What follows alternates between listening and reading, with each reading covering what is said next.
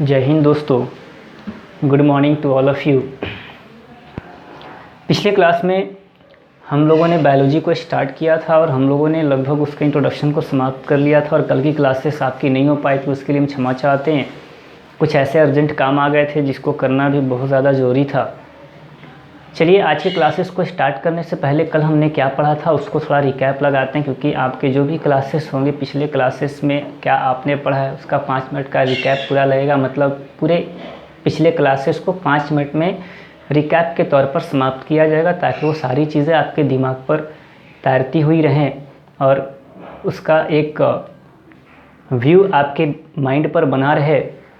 चलिए ध्यान दीजिएगा, पिछले क्लास में हम लोगों ने बायोलॉजी के बारे में जो इंट्रोडक्शन देखा था, हमने यही पढ़ा था कि हमारी बायोलॉजी क्या कोई मेन सब्जेक्ट है। तो हमारा जो बायोलॉजी था वो हमारा कोई मेन सब्जेक्ट नहीं था, बल्कि हमने कहा था कि हमारा मेन विषय जो है वो साइंस है और ये बायोलॉजी उसकी शाखा है। और यहाँ पर हमने कहा था कि साइंस में हमारी पृथ्वी पर समस्त जो भी हमारे सजीव निर्जीव जो भी यहाँ पर हमारे पृथ्वी पर अवेलेबल हैं, उनके अध्ययन को हम यहाँ पर किस में करते हैं। तो वहाँ पर हमने साइंस की बात की थी। पिछले क्लास के वीडियो को आप देख लो, काफ़ी बेहतर तरीके से समझ में आएगा। और हमने कहा था कि हमारे साइंस की 3 ब्रांचेस, 3 शाखाएँ हैं, फिजिक्स, केमिस्ट्री एंड बायोलॉजी। और हमने कहा था कि हमारे लिविंग की स्टडीज़ को हमारे साइंस की किस शाखा में किया जाता है। तो लिविंग के स्टडीज़ को हमारे साइंस के बायोलॉजी की शाखा में किया जाता है और नॉन लिविंग के स्टडीज़ को हमारे साइंस की किस शाखा में किया जाता है। तो वहाँ पर हमने फिजिक्स और केमिस्ट्री की बात की थी और हमने फिर कहा था कि हमें हमारे फिजिक्स में वहाँ पर न्यूटन को हम लोग देखने वाले और हम लोग यहाँ पर फिर हमने बात की थी कि केमिस्ट्री में किसको देखेंगे, तो लिवासियर को हम लोग देखेंगे। उसके बाद हमने कहा था कि बायोलॉजी के जनक के रूप में किसको जाना जाता है, तो अरस्तु को जाना जाता है। और नागरिका शब्द के प्रयोग के बारे में मैंने कुछ ऐसा कहा था, तो वो पिछले क्लास के वीडियोज़ को आप देख लेंगे। इसके बाद हम लोग यहाँ पर बात करते हैं, हमने फिर कहा था कि बायोलॉजी जो है ये बायोलॉजी ग्रीक शब्द से लिया गया है और यहाँ पर ये जो बायोलॉजी है ये ग्रीक शब्द के 2 शब्दों का कलेक्शन है। एक हमारा बायोस, दूसरा है लोगोस। बायोस मीन्स होता है आपका लाइफ और लोगोस का मतलब होता है स्टडी। और यहाँ पर हमने कहा था कि इसके नाम में इसकी परिभाषा छिपी हुई है और हमने कहा था कि यहाँ पे स्टडी ऑफ लाइफ मतलब लाइफ की स्टडी को ही हम क्या कहते हैं, बायोलॉजी कहते हैं। और इसके बाद हमने फिर कहा था कि बायोलॉजी को 2 भागों में बांटकर हमें पढ़ना है। एक हमारा है, हमने कहा कि बायोलॉजी 2 भाग में बांटकर पढ़ना है। एक हमारा क्या, जंतु विज्ञान, एक हमारा क्या, पादप विज्ञान। तो जंतु विज्ञान के जनक कौन है, तो वहाँ पर हमने कहा था अरस्तु। फिर उसके बाद हमने कहा पादप और वनस्पति विज्ञान के जनक कौन है, तो हमने कहा था थियोफ्रेस्टस है ना।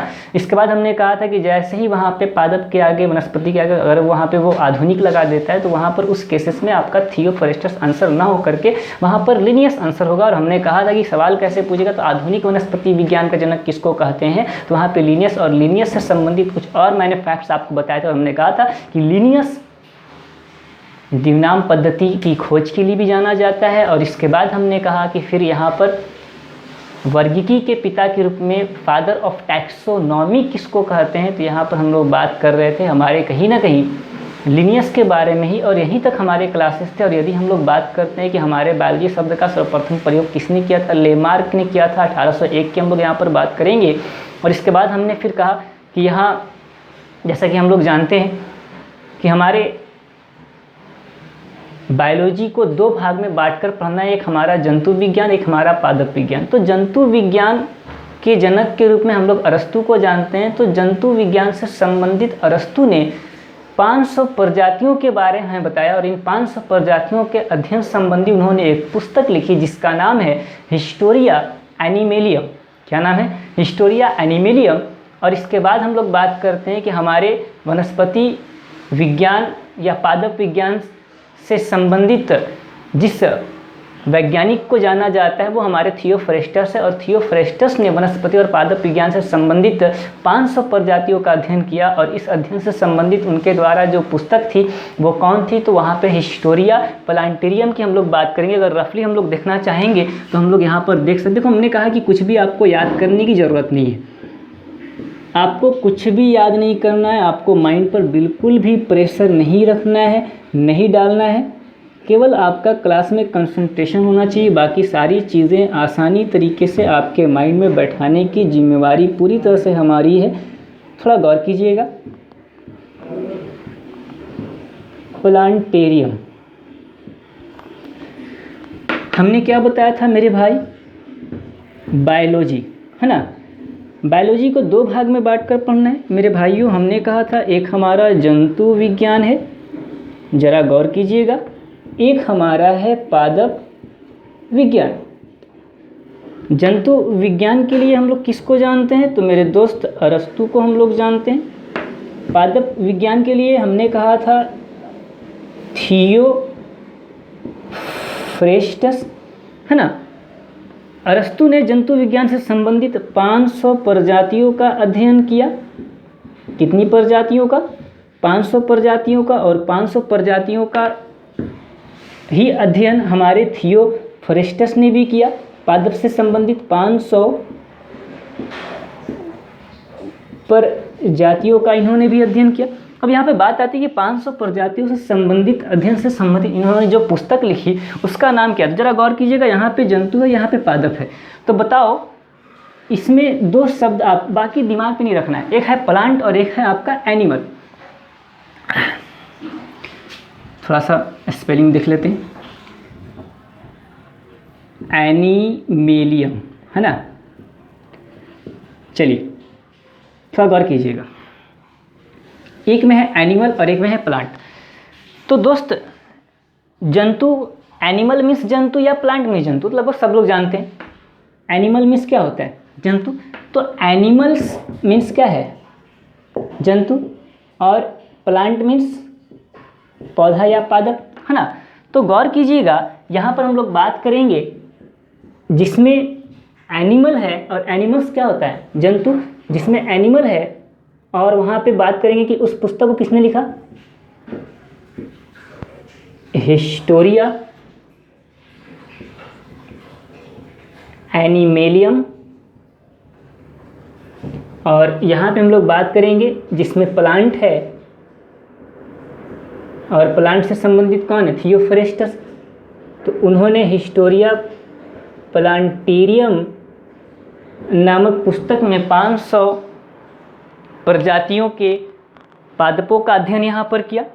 ये सारी चीज़ें हमारे बीच हैं। चलिए आगे बढ़ते हैं। पिछले क्लास में दोस्त ये सारी चीज़ें हम लोगों ने देख ली थी। अब क्लास को आगे बढ़ाते हैं। हमने कहा था कि हमारे किसी भी क्लास में आपको अपने माइंड पर प्रेशर देने की आवश्यकता नहीं है, सारी चीज़ें बहुत ही आसानी तरीके से आपके दिमाग पर जाने वाली। और जैसा कि आप जानते हो, आप जब मूवी वगैरह सीरियल वगैरह देखते होगे तो कुछ ऐसा ही फॉन्ट आपके बीच होता होगा कि आपके जो भी सीरियल्स स्टार्ट होते होंगे तो पिछले क्लास में पिछले सीरियल में क्या हुआ था, पिछले एपिसोड में क्या हुआ था, उसका एक 2 से 3 मिनट का रिकैप वहाँ पे ज़रूर दिया जाता है, ताकि उन चीज़ों से आप कनेक्ट हो सको, फिर आगे की चीज़ें आसानी से आपको समझ में आ सके। तो उसी बेसिस पर यहाँ पर हमारे क्लास को डिज़ाइन किया गया, जो कि आपको बहुत बेहतर तरीके से समझ में आने वाला है। बस केवल कंटिन्यूटी आप बनाए रखें। चलिए, यहाँ पे हम लोगों ने पिछले क्लास में बायोलॉजी कुछ महत्वपूर्ण शाखाओं की हमने बात की थी, पर वहाँ पर सिर्फ हमने उन चीज़ों को लिखा था, शायद मैंने ये लिखा था, पर इसके बारे में हम लोग जान नहीं पाए थे। हमने कहा था कि इन्हें सिर्फ लिखना ही आवश्यक नहीं है, इनको हमारे दिमाग पर रखना है, और दिमाग पर कैसे रखा जा सके इसके लिए हम लोग आज बात करने वाले हैं। थोड़ा गौर कीजिएगा। अब जैसे यहाँ पे बात करेंगे, कितने सारे लॉजीज यहाँ पर आपको दिख पा रहे हैं, तो यहाँ पर हमारे जो लॉजीज हैं ज़रा काउंट करते हैं। 1 2 3 4 5 6 7 8 9 10 11 12 13 14 15। ये 15 आपके लॉजीज यहाँ पर आपको देखने को मिल रहे हैं। और यहाँ पे कुछ ऐसे भी हमारे कैंडिडेट हमारे वीडियो को वॉच कर रहे हैं जो पुराने होंगे, उनको लगभग कुछ चीज़ें के बारे में यहाँ पे पता होगा कि सॉरोलॉजी में किसका अध्ययन होता है, सेरिकल्चर में किसका पालन करते हैं, डेंड्रोलॉजी में किसका अध्ययन होता है। पर गौर कीजिएगा, ये हमारी वीडियो उन कैंडिडेट्स के लिए नहीं जो जानते हैं। मेरे दोस्त, आप अगर जानते हो तो ये इतनी ही लॉजीज नहीं है, इसके अलावा बहुत सारी लॉजीज हैं। तो वो हमारे रेगुलर बेसिस क्लासेस जो होंगी उनमें वो सारी चीज़ें हम लोग देखने की कोशिश करेंगे जो वेबसाइट पर शुरू होंगी। अभी वेबसाइट्स पर कोई क्लासेस नहीं चल रहे हैं क्योंकि अभी वेबसाइट्स का लिंक हमें नहीं मिल पाया। जैसे वेबसाइट्स का लिंक मिलता है मेरे दोस्त, आपके व्हाट्सएप ग्रुप वगैरह में हम ज़रूर भेजने का काम सबसे पहले करेंगे, ताकि जल्दी से जल्दी क्लासेस आपके लाइव स्टार्ट हो सके। ये सारे क्लासेस रिकॉर्डेड क्लासेस हैं, परंतु रिकॉर्डेड क्लासेस भी अगर आप देख रहे हो तो आप बीच बीच में हम कुछ क्वेश्चंस पूछते हैं तो उसका आपको जवाब ईमानदारी से देना है। ऐसा नहीं कि आपके रिकॉर्डेड क्लासेस है तो सिर्फ आप देखो, नहीं, आपको रिस्पॉन्स भी देना है, तब जाकर के मज़ा आ पाएगा ना, तब जाकर के आपकी चीज़ें आपके दिमाग पर बिल्कुल हमेशा के लिए बैठ पाएंगी। थोड़ा सा गौर कीजिएगा। चलिए आज हम लोग इस लॉजिक को स्टार्ट करते हैं। देखो बहुत ही आसानी से, जैसे हम लोग यहाँ पर बात करें, जैसे देखो एक बार मैं पढ़ने वाला हूँ, saurology, ophiology, apiculture, sericulture, dendrology, pomology, anthology, ichthyology, pisciculture, caliology, mycology, phycology, entomology, myrmecology और निथोलॉजी। मैंने इतना स्पीड पढ़ा, जो नया कैंडिडेट जो देख, पुराने की मैं बात नहीं कर रहा, जो नया कैंडिडेट मेरा जो वीडियो देख रहा है, उसको जीके जीएस का ABCD भी नहीं पता है, तो दोस्त उसको तो सिर्फ यही लग रहा होगा, वो यही सोच रहा होगा कि इतना स्पीड इन्होंने पढ़ लिया, और पढ़ने के लिए तो मेरे दोस्त कोई भी पढ़ सकता है। एक 8 क्लास का भी बच्चा मेरे भाई बढ़िया से बढ़िया किताब पढ़ सकता है, परंतु पढ़ना मैटर नहीं करता। उन चीज़ों को समझने के साथ साथ जो किताब में लिखा गया है, एक बार पढ़ने के बाद मेरे दोस्त अगर आप उसको समझ पाते हो तभी जा कर के आप उन चीज़ों को एक्सप्लेन कर पाओगे। तो दोस्त यहाँ पर आपको एक्सप्लेन करने की बात की जाएगी, और एक्सप्लेन इस तरीके से किया जाएगा, इस फॉन्ट में किया जाएगा कि दोस्त वो सारी चीज़ें आपके दिमाग पर एक छाप छोड़ कर जाएंगी, और फिर उसके बाद आपको कोई दिक्कत होने वाली नहीं है। केवल आपका कंसंट्रेशन और आपका साथ यहाँ पर बना होना चाहिए। अब यहाँ पे गौर कीजिएगा, इन सभी लॉजिक को हम लोग आज पढ़ेंगे, और हमने कहा कि हमारा क्लास पूरी तरह से यहाँ पर पिक्चर बेसिस पर होगा, वीडियोस पर होगा, ड्रामा पर होगा, कहानी पर होगा, बकवास पर होगा, एक्टिंग पर होगा, रिएक्शन पर होगा, एक्शन पर होगा। समझ पा रहे? इन बेसिस को मिला करके यहाँ पर क्लास को डिज़ाइन किया गया ताकि सारी चीज़ें, बकवास हम यहाँ पर करेंगे, और आपको यहाँ पर ध्यान देना है मेरे बकवास पर, क्योंकि अगर आप मेरे बकवास पर भी ध्यान देते हो तो मेरे दोस्त आपको कई नंबर यहाँ पर हम दे करके जाने वाले हैं। देखो आज हम आपके बीच कुछ ऐसी बकवास करेंगे, और बकवास में सारी चीज़ें आपके दिमाग पर होंगी। तो आज हम लोग एक्शन मेथड पर क्लासेस को देखने वाले, एक्शन मेथड पर क्लासेस को देखने वाले। सिर्फ एक्शन होगा और सारी चीज़ें आपके माइंड पर बनी रहेंगी, और ऐसी बनी रहेंगी कि आप किसी चीज़ को अपने रियल लाइफ में वैसे देखते हो तो वो सारी चीज़ें डायरेक्टली आपके एग्जामिनेशन से संबंधित जो क्वेश्चंस हो आपके माइंड पर आएंगे, और डायरेक्टली आप उस आंसर्स को अपने ज़बान से बोल पाओगे। तो चलो स्टार्ट करते हैं, इसको हम लोग समझने का काम करते हैं। सॉरोलॉजी दोस्तों, यहाँ पे हम लोग बात करते हैं, आपको पता होगा कि गर्ल्स कैंडिडेट जो होती हैं वो बहुत ज़्यादा ही डरती हैं किसी चीज़ से। जैसे होता क्या है कि एक बार का वाक़या, एक बार का बात है कि घर में घर वगैरह साफ़ हो रहा था। मेरी सिस्टर, आपको पता है घर वगैरह साफ़ होता है तो छिपकली वगैरह इधर उधर ज़रूर जाती है। तो एक छिपकली सीलिंग से गिरी, और उस छिपकली पर सिस्टर का ध्यान नहीं रहा, उस छिपकली पर पैर पड़ जाता है। तो देखो जैसे ही पैर पड़ा, सिस्टर ने कहा सॉरी सॉरी। क्या बोला? सॉरी सॉरी, है ना।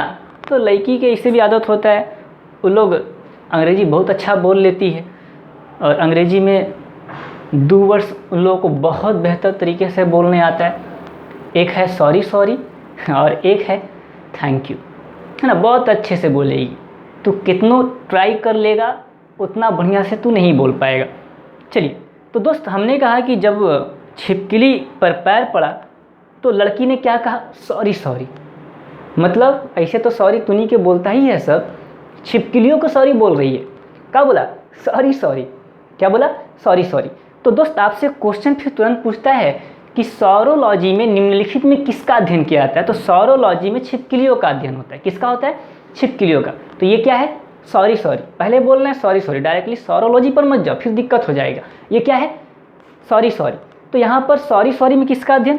छिपकली का। ठीक है, अब यहाँ पर हम लोग डायरेक्टली बोलेंगे कि सॉरी सॉरी मतलब क्या है। अब ये एक्शन करेंगे, है ना। ये क्या है? Sorry sorry. तो मेरे भाई इसमें किसका अध्ययन? छिपकलियों का। और आपसे क्वेश्चन फिर अगर घुमा करके पूछा जाए, जस्ट अपोजिट पूछा जाए, तो भी आपका आंसर आना चाहिए। यदि आपसे पूछा जाए कि छिपकलियों के अध्ययन को क्या कहते हैं, तो सॉरोलॉजी।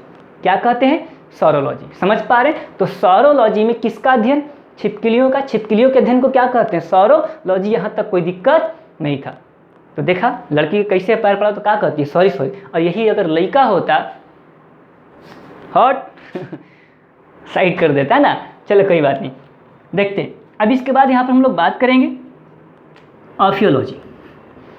ये गाना सुना है ना, मुंबई से आया मेरा दोस्त, दोस्त को सलाम करो।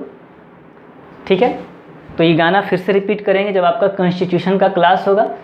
वहाँ पर दोस्त को बुलाएंगे और वो दोस्त आएगा और कई सारे आपके आर्टिकल्स आपको दे करके जाएगा। ऐसे पढ़ेंगे कि आपके दिमाग से फिर वो आर्टिकल्स कभी जाने वाले नहीं है। संविधान कॉन्स्टिट्यूशन ऐसे पढ़ेंगे कि पूरा संविधान की किताब जैसे लगेगी कि आपके दिमाग पर तैर रही है। उस संविधान का एक एक लाइन, एक एक पॉइंट और अनुच्छेद आपके दिमाग पर चल रहा है। बस थोड़ा सा समय का वेट कीजिए, क्लासेस का वेट कीजिए, आपको सारी चीज़ें बिल्कुल बहुत अच्छे से समझ में आ पाने वाली हैं। जैसे कि हम यहाँ पे सारी चीज़ें आपको लेक्चर के तौर पर बोल पा रहे हैं, उसी प्रकार से आप भी अगर उस टॉपिक से संबंधित अगर चाहो तो सारी चीज़ें आप खुद से बोल सकते हो। किसी भी बुक की आपको आवश्यकता नहीं पड़ेगी, परंतु उसके लिए आपको थोड़ा यहाँ पर समय पहले देना होगा।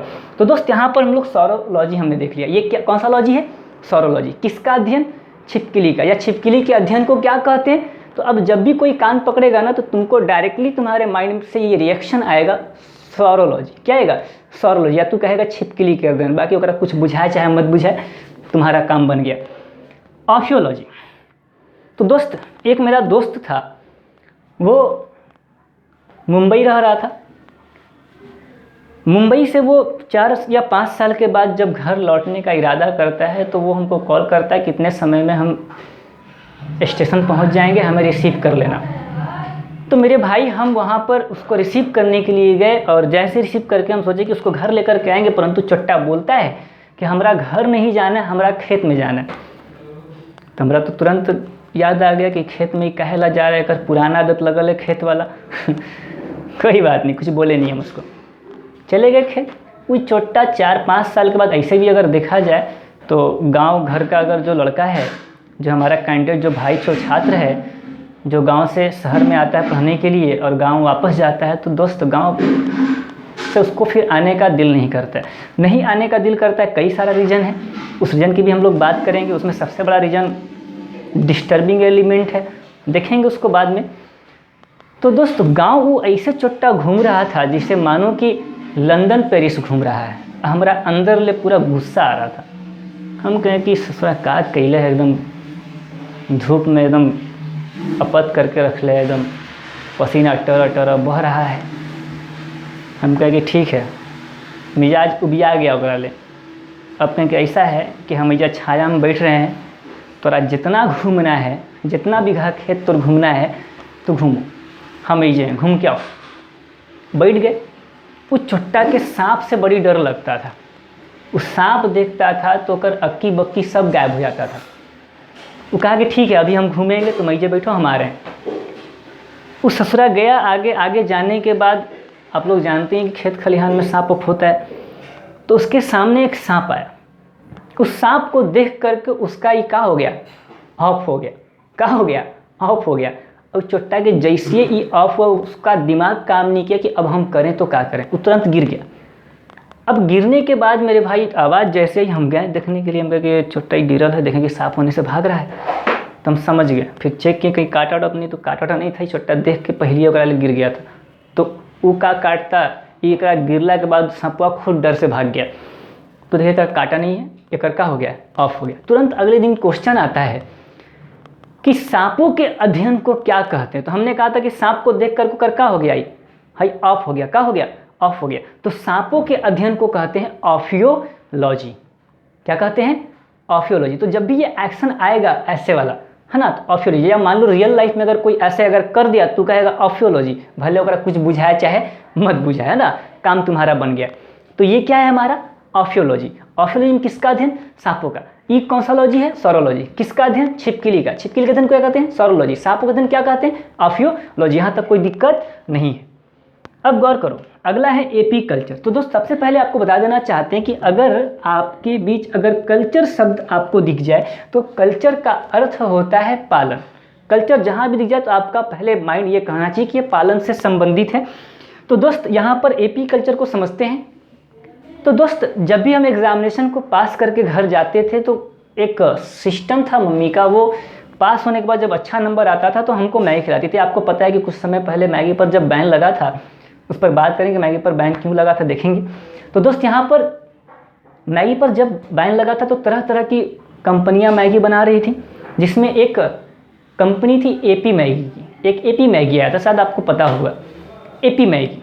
तो 10th का एग्जामिनेशन देने के बाद जब हम घर आए तो मम्मी को जब हमने अपना मार्कशीट दिखाया, जब रिजल्ट दिखाया तो मम्मी बहुत खुश। शाम में हमारा फिर मैगी बना करके खिलाने का प्रोग्राम बनाई। तो मेरे भाई आपको बता देना चाहते हैं, मैगी जब लेकर के मम्मी बना करके ला रही थी तो हुआ क्या कि जैसे ही हमारा सामने रखी, उधर से वो मधुमक्खी भिंग भिंग भिंग भिंग करके आगे कूद गई, डुबकी लगा, जिससे लगेगा कि ओकरा खातिर स्विमिंग पूल है, कूद गई ओकरा में। तो देखो हमार लगभग जो यात्रा होता है खराबे रहता है, किस्मत खराब रहता है, जरा पनौती कहते हैं। तो हमरा लगता है कि सबसे बड़ा पनौती हम ही है मान के चलते हैं। तो दोस्त उसमें क्या हो गया, मधुमक्खी गिर गई। किस में गिर गई, तो ये क्या है, तो इसमें एपी मैगी है। क्या, कौन सा मैगी है, एपी मैगी। कौन गिर गया, मधुमक्खी गिर गई। तो तुरंत अगले दिन क्वेश्चन आया कि मधुमक्खी पालन को क्या कहते हैं, तो एपी कल्चर। क्या कहते हैं, एपी कल्चर। या एपी कल्चर में किसका पालन होता है, तो मधुमक्खी पालन। कोई दिक्कत नहीं है। ये कौन सा लॉजी है, सौरोलॉजी। ये कौन सा लॉजी है, ऑफियोलॉजी। ये कौन सा कल्चर है, एपी कल्चर। समझ पा रहे हो, कोई दिक्कत नहीं। अब देखो आगे देखते हैं, अभी छोड़ दो शहरी को। डेंड्रोलॉजी हम तुमको बता देना चाहते हैं कि लड़का जो होता है ना, बॉयस, इन्हीं नेचुरली सुंदर होता है, इन्हीं के कोई मेकअप वेकअप की ज़रूरत नहीं है। पर हमारा ताज्जुब तो तब हुआ जब एक दिन ऐड में देखे फेयर हैंडसम। पहले फेयर लवली के नाम सुने थे, अब फेयर हैंडसम भी देख रहे हैं, तो उन्हीं का ना कराएगा तो हमने कहा कि लड़का नेचुरली सुंदर होता है। अब इसी चीज़ को अगर देख लो, हमको बताने की तुमको आवश्यकता नहीं है। तरह तरह के जो है कि कॉस्मेटिक क्रीम वगैरह तुम तो जानता ही है, लपेटले रहता है सब, पता नहीं चलता है कि ओरिजिनल है कि डुप्लीकेट है। ठीक है, इसलिए कभी भी अगर जाओ देखने के लिए, कहो कि हम फेस टू फेस जाएंगे, साइड में ले रहो दम गर्म पानी मतलब बकवास कर रहे हैं, जाके पहुँच मत जाना। चेक करके देखो, एकदम धो करके चेहरा ना, तो भाई धोखा हो जाएगा। हम तो सोच लिए हैं। चलो अब यहाँ पे बात करेंगे डेंड्रोलॉजी। तो देखो होता क्या है कि लड़का 4-5 दिन तक अगर नहीं भी नहाएगा ना, तो कोई दिक्कत नहीं है। पर लड़की अगर यही 4-5 दिन नहीं नहाएगी तो उन्हीं के जो बाल होता है, बाल के कई एक तरह का नाम लोग लेता है, बाल कहता है, हेयर कहता है, और देहात में तो झोंटो कहता है सब तो मेरे भाई 4-5 दिन तक अगर गर्ल्स कैंडिडेट अगर शैम्पू से बाल नहीं धोती है तो दोस्त उसके बाल में डेंड्रफ पड़ जाता है और बाल उसका बिल्कुल झाड़ी की तरह, कैसा हो जाएगा, झाड़ी की तरह। थोड़ा इमेजिनेशन करो कि मान लो तोर वाला जो है अगर शैम्पू नहीं किया 4-5 दिन और थोड़ा झाड़ी लेखा दिखेगा तो थोड़ा तो हार्ट अटैक आ जाएगा देख के ओकरा। ठीक है, ऐसे भी थोड़ा लगभग हार्ट अटैक आ जाएगा। खाली ओकरा पानी से, गर्म पानी से मुँह धुला के दिखाओ, ओकरा बात करके चुड़ैल कहाँ से आ गया हमारा सामने। चलो देखो यहाँ पे हम लोग बात करेंगे डेंड्रोलॉजी। तो दोस्त हमने क्या बोला कि 4 से 5 दिन तक अगर एक गर्ल कैंडिडेट अगर नहीं ना, बकवास कर रहे हैं, हकीकत नहीं है भाई। ऐसे तो 4-5 दिन का, लइकन जो कि 6-7 दिन तक नहीं नहाता है, छुट्टा एकदम बास मरले रहता है, एकदम गमकैले रहता है, एक्सप्रे मार के काम चलाता है ना। तो उन्हीं शरीफ नहीं है कुछ। चलो ध्यान दो। तो यहाँ पर हम लोग बात कर रहे थे कि 4 से 5 दिन तक अगर गर्ल्स कैंडिडेट अगर शैम्पू नहीं लगाती तो बाल कैसा हो जाएगा, झाड़ी लेखा। कैसा हो जाएगा, झाड़ी लेखा।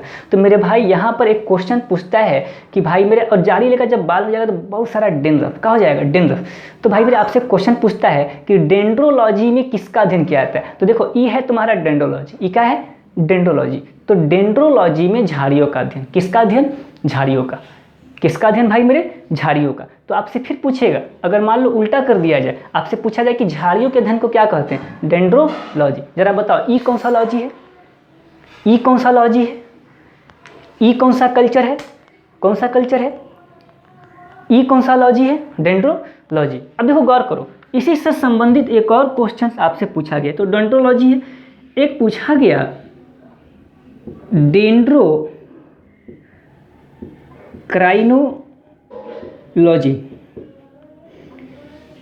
डेंड्रोक्राइनोलॉजी।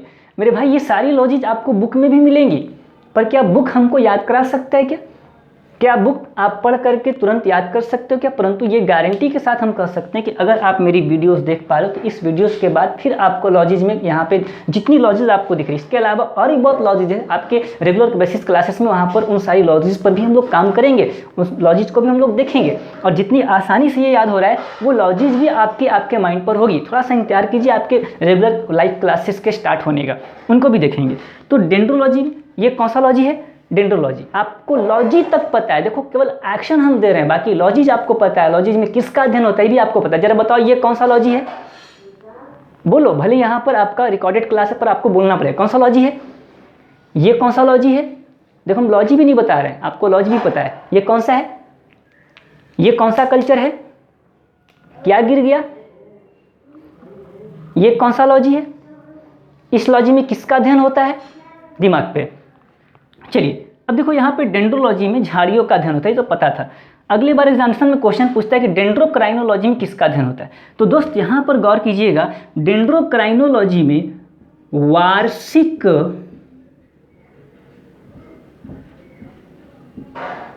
वलयों का किसका अध्ययन? तो यहाँ पे हमने कहा डेंड्रोलॉजी में झाड़ियों का अध्ययन, डेंड्रोक्राइनोलॉजी में वार्षिक वलयों का अध्ययन। अब एक क्वेश्चन फिर पूछता है कि पेड़ की आयु का पता कैसे लगाते हैं। तो पेड़ की आयु का पता उसके वलयों को गिनकर। कैसे? पेड़ की आयु का पता उसके वलयों को गिनकर। अब ये वलय क्या है? तो आप जब पेड़ को काटते हो तो पेड़ को काटने के बाद उसके बीच में ये गोल गोल सी रिंग बनी हुई आपको दिखती है, इसी गोल रिंग को मेरे भाई वलय कहते हैं। और यहाँ पे क्वेश्चन इससे अराइज किया जाता है कि पेड़ की आयु का पता निम्नलिखित में कैसे लगाई जाती है, तो उसके वलयों को गिनकर। तो हमने कहा ये कौन सा लॉजी था? सौरोलॉजी। ये कौन सा था? ये कौन सा था? समझ पा रहे हैं? चलिए, और डेंड्रोक्राइनोलॉजी में किसका अध्ययन करते हैं? वार्षिक वलयों का। और पेड़ की आयु का पता कैसे लगाते हैं? उसके वलयों को गिनकर। यहाँ तक कोई दिक्कत नहीं था। अब देखो इससे क्वेश्चन आपसे एक और आपको देखने को मिल सकता है। आगे हम लोग जब रेगुलर बेसिस पर क्लास करेंगे, लाइव क्लासेस, तो उसमें बहुत सारे लॉजिज हमने कहा देखेंगे। चलो एक और लॉजिज यहाँ पे देख लेते हैं। मेरे दोस्त आपसे क्वेश्चन पूछता है, देखो यहाँ पे सौरोलॉजी, मान लो आपसे क्वेश्चन पूछ दिया कि छिपकली के अध्ययन को क्या कहते हैं। तुमको 100% क्लियर है कि सौरोलॉजी कहते हैं। छोटा ऑप्शन ए में दिया है। देखो तुमको कंफ्यूज कब कर देगा? जब अगला ऑप्शन सीरोलॉजी हो जाएगा। ये छोटा दोनों ऑप्शन एकदम बड़ा डेंजर दे दिया। पहले तो तुम छिपकली के अध्ययन को क्या कहते हैं, सौरोलॉजी, तुमको पता था, पर जैसे ऑप्शन बी तुम पढ़ोगे, पहले 100% थे, ऑप्शन बी पढ़ करके तुम अब 50-50 पर क्या हो गए, रह गए। तो दोस्त हमें 50-50% पर भी नहीं रहना है। तो दोस्त यहाँ पर हम लोग बात करेंगे सौरोलॉजी में छिपकली का अध्ययन होता है, तो सीरोलॉजी में किसका होता है। तो दोस्त आगे हम लोग बायोलॉजी में एक टॉपिक पढ़ेंगे जिसका नाम है रक्त। क्या है? रक्त, ब्लड, लहू, रुधिर। समझ पा रहे हैं? तो दोस्त रक्त, और आपको हम बता देना चाहते हैं, आगे हम लोग पढ़ेंगे, रक्त बहुत बड़ा टॉपिक है और अभी इसको कंप्लीट अगर करना चाहें तो दोस्त फिर ये छूट जाएगा। इसलिए हमारा प्रेजेंट जो टॉपिक है उस प्रेजेंट टॉपिक पर हमें फोकस करना है। थोड़ा बहुत अगर इधर उधर जाने की ज़रूरत पड़ी तो वह हम लोग चले जाएंगे, पर उस टॉपिक को उसके समय पर, उसके आने पर उसको हम लोग अच्छे से कंप्लीट करेंगे। तो दोस्त रक्त के लिए प्रयुक्त शब्द जो है वो हीम है। जैसे हम लोग आगे देखेंगे कि हमारे दूध के लिए प्रयुक्त शब्द क्या है, तो दूध के लिए प्रयुक्त शब्द लैक्टो है। उसी प्रकार से हम लोग बात करेंगे कि रक्त के लिए प्रयुक्त शब्द हीम है। और एक क्वेश्चन पूछता था रक्त से संबंधित अध्ययन को लेकर के कि रक्त के अध्ययन को क्या कहते हैं, तो लगभग कैंडिडेट हमारे जानते थे कि रक्त के अध्ययन को हीमेटोलॉजी कहते हैं। मैंने कहा है कि इतने लॉजीज के अलावा और भी आपके लॉजीज हैं, उसको हम लोग देखेंगे, जिसमें से एक हीमेटोलॉजी। बताओ इसमें कहीं लिखा है क्या? नहीं। तो आगे लॉजीज देखेंगे, है ना, बहुत सारे लॉजीज आपके बीच दिखेंगे। तो रक्त के संबंधित शब्द कौन सा है, तो रक्त से संबंधित शब्द हीम है। और यहाँ पे रक्त के अध्ययन को क्या कहते हैं, हीमेटोलॉजी। लेकिन तो कन्फ्यूज तब हो गया, सब पढ़ के गया था रक्त के अध्ययन को हीमेटोलॉजी कहते हैं, पर अगला क्वेश्चन आया, उसमें क्वेश्चन यही पूछता है कि रक्त के अध्ययन को क्या कहते हैं। क्वेश्चन पढ़ के लिखा तो बहुत खुश था, अरे कितना आदम जो पढ़ ले हैं वही क्वेश्चन दे दिया। और छुट्टा जब ऑप्शन देखा तो ऑप्शन में दूर दूर तक हीमेटोलॉजी नामक ऑप्शन नहीं था। अब तो कर दिमागे काम नहीं कर रहा है कि रक्त के अध्ययन को हीमेटोलॉजी हम जानते थे और हीमेटोलॉजी ऑप्शन में है ये नहीं है, तो चोट्टा वहाँ पर ऑप्शन में आंसर लेता है सीरोलॉजी। का आंसर लेता है? सीरोलॉजी। लेकिन जानता था रक्त के अध्ययन को हीमेटोलॉजी कहते हैं, परंतु वहाँ पर क्वेश्चन पूछा कि रक्त के अध्ययन को क्या कहते हैं और उसमें ऑप्शन हीमेटोलॉजी दिया ही नहीं और रक्त के अध्ययन के रूप में आंसर लेता है सीरोलॉजी। तो दोस्त आपको हम बता देना चाहते हैं कि रक्त का अध्ययन जो है हीमेटोलॉजी के साथ साथ सीरोलॉजी भी होता है, मतलब सीरोलॉजी में भी रक्त का अध्ययन होता है। परंतु अगर कैमरा थोड़ा और जूम आप करोगे, अगर कैमरा दूर है तो सीरोलॉजी में किसका अध्ययन दिखेगा? रक्त का अध्ययन। और कैमरा जैसे ही थोड़ा जूम करोगे, जैसे कि आप देखते हो ना, कैमरा जितना दूर होता है चीजें उतनी छोटी दिखती है, और जैसे जैसे कैमरा नजदीक होता है वो चीजें धीरे धीरे स्पष्ट होती हुई चली जाती हैं। तो उसी बेसिस पर हम लोग देखेंगे, कैमरा थोड़ा दूर रख के भी देखेंगे, नजदीक भी देखेंगे। अभी जो आपको ये चीजें दिखाई जा रही है, ये कैमरा बहुत दूर है ना, उसके बाद धीरे धीरे जब रेगुलर क्लास होगा तो उसमें जूम कर करके बिल्कुल क्या कर देंगे, एकदम सटा देंगे। और बाद जब सटाएंगे तो भौका भौका लुकेगा। चलो, तो दोस्त यहाँ पर हम लोग बात करेंगे कि हीमेटोलॉजी में रक्त का अध्ययन किया जाता है, सीरोलॉजी में भी रक्त का अध्ययन होता है, परंतु एग्जैक्ट जब कैमरा जूम करोगे तो यहाँ पर हम लोग देखेंगे सीरोलॉजी में रक्त का अध्ययन भी होता है, मतलब रक्त के अध्ययन को सीरोलॉजी भी कहते हैं। और इसके बाद यहाँ पे हम लोग कह सकते हैं कि रक्त में उपस्थित एक प्रोटीन दो प्रकार के होते हैं, एंटीजन एवं एंटीबॉडी की हम लोग बात करेंगे। तो एंटीजन एवं एंटीबॉडी के अध्ययन को भी क्या कहते हैं? सीरोलॉजी। तो मेरे दोस्त हम लोगों ने देखा इसमें रक्त का भी अध्ययन होता है और इसमें एंटीजन एवं एंटीबॉडी। तो आप देखो कितना का डिफरेंस है यहाँ पे, ये है सॉरोलॉजी और ये है आपका सीरोलॉजी।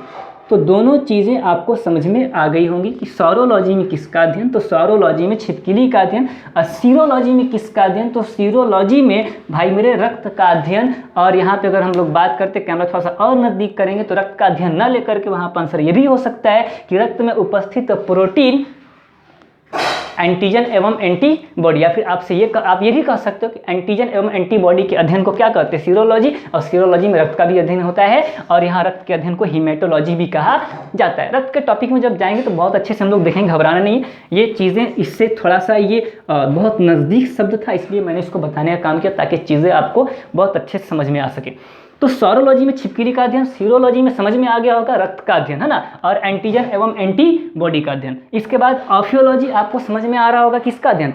सांप का अध्ययन। इसके बाद हम लोग बात करेंगे ये एपीकल्चर, ये क्या है? एपीकल्चर किसका पालन? मधुमक्खी पालन। इसके बाद सेरिकल्चर अभी देखेंगे, है ना। डेंड्रोलॉजी, ये दिख रहा है तुमको, ये कौन सा लॉजी है? डेंड्रोलॉजी। डेंड्रोलॉजी में किसका अध्ययन? तो मेरे भाई झाड़ियों का अध्ययन। डेंड्रोक्राइनोलॉजी में किसका अध्ययन? वार्षिक वलियों का अध्ययन। और पेड़ की आयु का पता कैसे लगाया जाता है? तो वलियों को गिनकर लगाया जाता है। वलय क्या है? तो पेड़ को बीच से काटने के बाद उसमें जो गोल गोल जो रिंग आपको दिखाई देती है उसको क्या कहते हैं? वलय कहते हैं। यहाँ तक कोई दिक्कत आपको नहीं था। चलिए, पोमोलॉजी। मेरे भाई आप बॉडी लैंग्वेज मेरा देख पा रहे हैं, अगर इसकी वास्तविकता अगर हम कहें तो एक बहुत ही अच्छा चीज़ है यहाँ पर कि हमारी बॉडी से एक चीज़ यूटिलाइज करके हम एक टॉपिक आपको पढ़ा सकते हैं, परंतु ऐसा हम करेंगे नहीं। आपके इस बायोलॉजी में